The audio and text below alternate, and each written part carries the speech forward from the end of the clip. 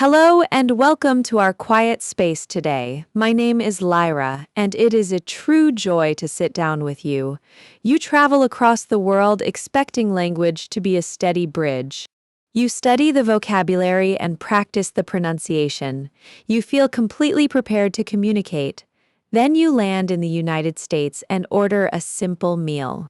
You ask for chips and receive something entirely unexpected. The words sound exactly like the ones you learned. The dictionary tells you they mean one thing.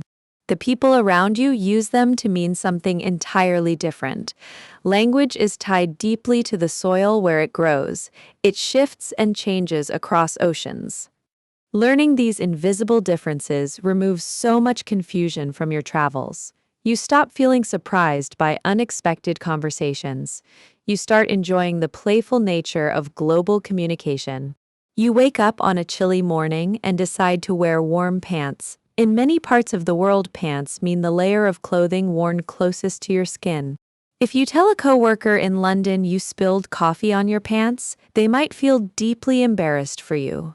They would wonder why you're discussing your underwear at the office. In America, pants simply mean the long garments covering your legs. Trousers, in other words. You walk into a clothing store in Chicago. You ask the person working there to help you find some dark pants for a nice dinner. They calmly lead you to a wall of beautiful tailored trousers.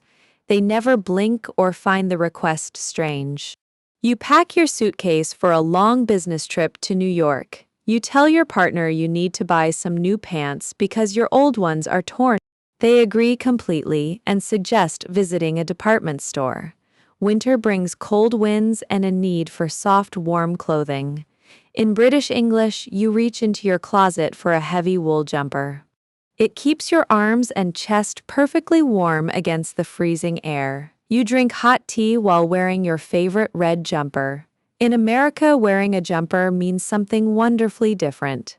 A jumper there is a sleeveless dress typically worn over a blouse or shirt. A mother in Seattle gets her young daughter ready for school. She helps her put on a blue denim jumper over a white shirt. It looks charming and practical for playing outside. A friend tells you she bought a beautiful vintage jumper for a summer picnic. You imagine her sweating in thick wool. Then she shows you a lovely light cotton dress. Understanding this prevents you from offering a heavy winter coat to someone wearing a summer dress. Staying healthy requires movement and sometimes a little help. You decide to start running in the park every morning. In many countries, you buy a comfortable pair of trainers to protect your feet.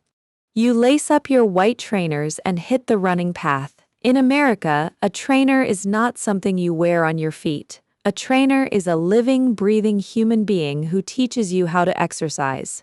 You walk into a bright, busy gym in California. You tell the person at the front desk you're looking for a trainer. They do not point you toward a shoe store. They introduce you to a strong, smiling woman named Sarah. Sarah is your new personal trainer. She designs your workouts and helps you lift weights safely. Your friend complains that their trainer is pushing them too hard. You simply nod with sympathy. You know they are talking about a demanding coach and not tight shoes. Vehicles carry our lives from one place to another. You finish buying groceries and walk to your car.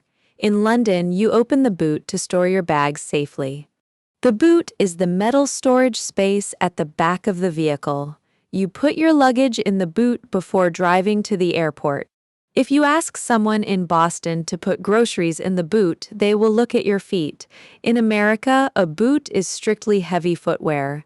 You wear heavy leather boots to walk through deep winter snow. You wear strong hiking boots to climb a steep, rocky mountain. An American stands in the rain trying to open the back of their car. They call it the trunk. You offer to help them load heavy boxes into the trunk. Later that day, you take off your wet boots and leave them by the front door to dry. Carrying our daily items requires a reliable bag. You keep your coins and folded paper money in a small leather purse. In many places, a purse is just a small wallet carried inside a larger bag. A woman pays for a coffee and puts the change back into her little red purse. In America, A purse is the entire large handbag itself. It holds the wallet, the keys, the phone, and sometimes a book. You sit at a busy restaurant in Texas. Your friend stands up to leave and suddenly looks panicked. She says she left her purse at the table. She is not just looking for a tiny coin wallet. She is looking for her large leather shoulder bag containing her entire life. You find a lost purse on a park bench. You bring the heavy black bag to the police station. It is helpful to know this larger definition when someone asks you to hold their purse. Cities are built on layers of stone and concrete. You take a pleasant evening walk down the street. In British English, you walk safely on the pavement away from the fast cars. The pavement is the raised path exclusively for people walking.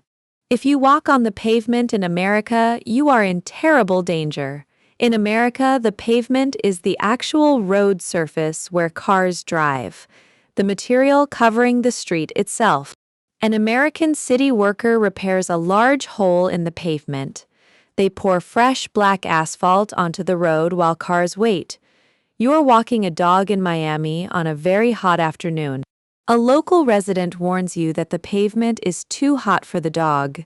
They mean the street surface will burn the animal. They tell you to walk your dog on the sidewalk instead. The sidewalk is the American word for the safe pedestrian path. We spend a lot of time exploring these subtle layers of meaning here on SpeakFlow English because true fluency is deeply tied to local context. Knowing the dictionary definition is a wonderful start, but knowing how a community actually breathes life into a word makes you feel truly at home. Navigating a tall building requires knowing exactly where to go. You walk into a modern glass office building. You need to attend a meeting on the first floor. In many countries, you must climb a set of stairs or take an elevator up one level. The ground floor is at street level, and the first floor is above it. In America, the first floor is the ground floor. You walk through the front doors and you are already standing on the first floor. A hotel receptionist in Denver hands you a room key. They tell you the room is on the first floor just down the hall. You simply turn left and walk to your room without climbing any stairs. You meet a friend at a large department store. They say they are waiting by the perfume counter on the first floor. You walk through the street entrance and immediately see them waving at you. Food is a universal comfort, but the names of foods can cause delightful confusion. You visit a quiet pub and order fish and chips. You expect thick, hot sticks of fried potato. You cover them in salt and enjoy a wonderful, heavy meal. In America, ordering chips gets you something entirely different. Chips are very thin, crispy slices of potato, usually served cold in a crinkling bag. You attend a casual backyard barbecue in Ohio. The host offers you a bowl of chips. You reach in and grab a handful of salty, thin potato crisps. A child sits on the grass eating cheese-flavored chips from a small plastic bag. If you want thick, hot potatoes with your American burger, you must ask for French fries. You sit at an American diner and ask the server for a cheeseburger with fries. They bring exactly what you want. Sweet treats brighten any long afternoon. You boil water for tea and open a package of biscuits. In global English, a biscuit is a flat, baked sweet treat. A chocolate biscuit pairs perfectly with your hot cup of tea. In America, a biscuit is completely savory and quite thick. It is a soft, warm bread roll made with butter and flour. You order breakfast at a traditional restaurant in Georgia.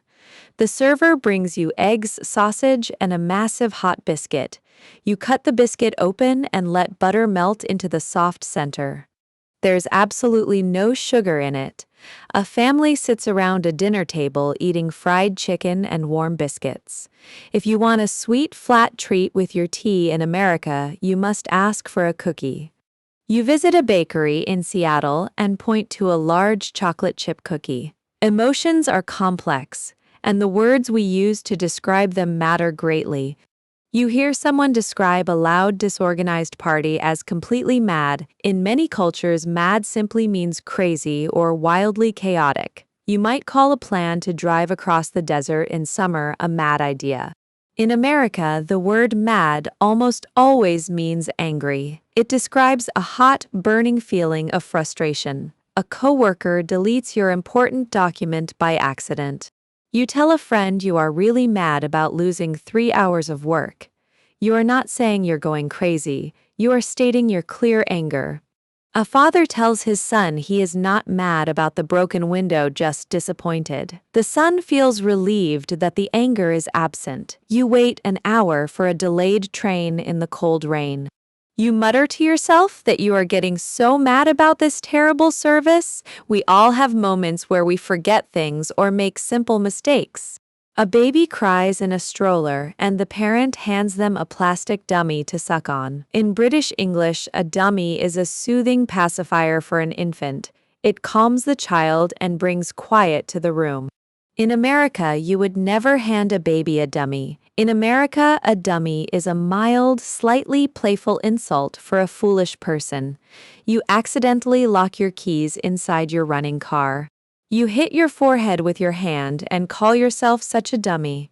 It is a way of admitting a silly mistake without deep self-hatred. Two friends are playing a card game and one makes a very poor move. The other laughs loudly and calls him a dummy. It is entirely casual and light-hearted. A clothing store uses a plastic dummy in the window to display a new jacket. Sports and business share a surprising amount of vocabulary. You gather with friends on a sunny Saturday to play football. You walk onto the green grass of the pitch. In many places, a pitch is the clearly marked field where a sport is played. In America, a sports field is simply called a field. The word pitch belongs primarily to baseball and business.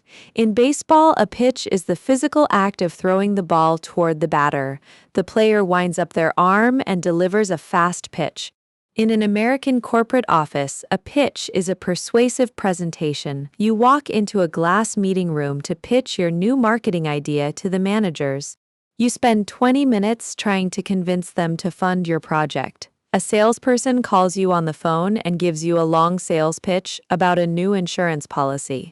You politely decline their offer. Desserts and sweet spreads often cross paths in confusing ways. You attend a child's birthday party and see a bright red wobbly dessert on the table.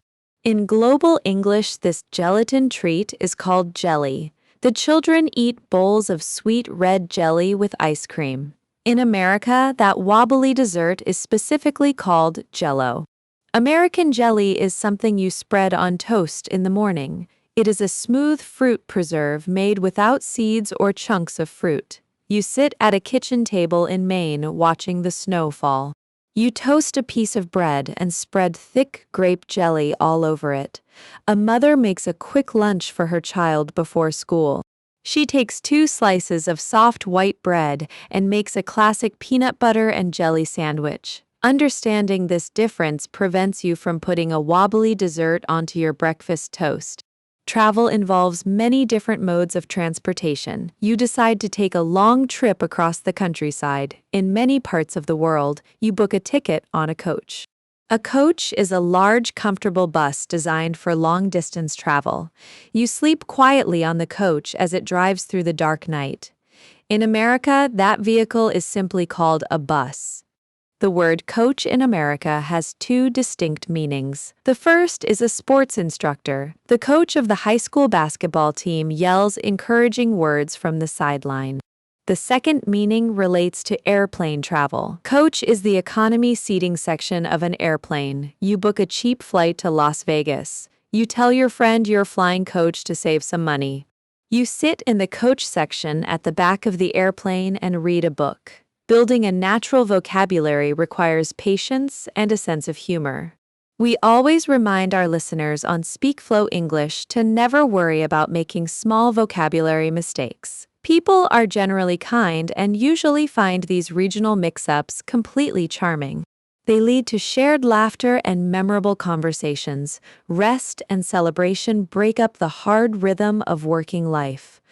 You plan to spend 2 weeks relaxing on a warm, sunny beach. You tell your colleagues you're going on holiday. In British English, a holiday is a personal vacation away from work. You pack your bags and fly to Spain for a wonderful summer holiday. In America, you never go on a holiday. You go on vacation. You request 2 weeks of vacation time from your manager. An American holiday is a specific day of national or religious celebration. Thanksgiving is a holiday. Independence Day is a holiday. You ask an American friend what they are doing for the upcoming holiday. They tell you they are roasting a large turkey for their extended family. The whole country stops working on a national holiday. But when an individual family travels to a quiet mountain cabin, they are strictly on vacation. Meeting rooms are where complex language often happens. You sit in a serious committee meeting trying to decide on a new budget. In British English, you table a topic when you want to discuss it right now. You put the issue firmly on the table so everyone can look at it. You raise your hand and say you want to table the marketing budget. People immediately open their folders and begin discussing the marketing numbers. In American English tabling, a topic means exactly the opposite. It means you want to delay the discussion indefinitely. You look at the clock and see the meeting is running very late. You suggest tabling the marketing discussion until next month. Everyone closes their folders and the meeting ends. The American definition moves the topic off the active agenda and stores it away for the future. Seeing these words shift their shapes across different borders is truly fascinating. It proves that language is a living, breathing thing shaped by the people who use it every single day. A word is only a tool, and its true purpose is to help us understand each other. When you learn these American meanings, you gain a new lens to view the world through. You listen to movies and podcasts with a sharper ear. You sit in cafes across the ocean and feel a little more connected to the people around you. Thank you for sharing your time and curiosity with me today. Keep listening and keep absorbing the beautiful, messy reality of human conversation. I wish you wonderful travels ahead and great joy in all your future conversations.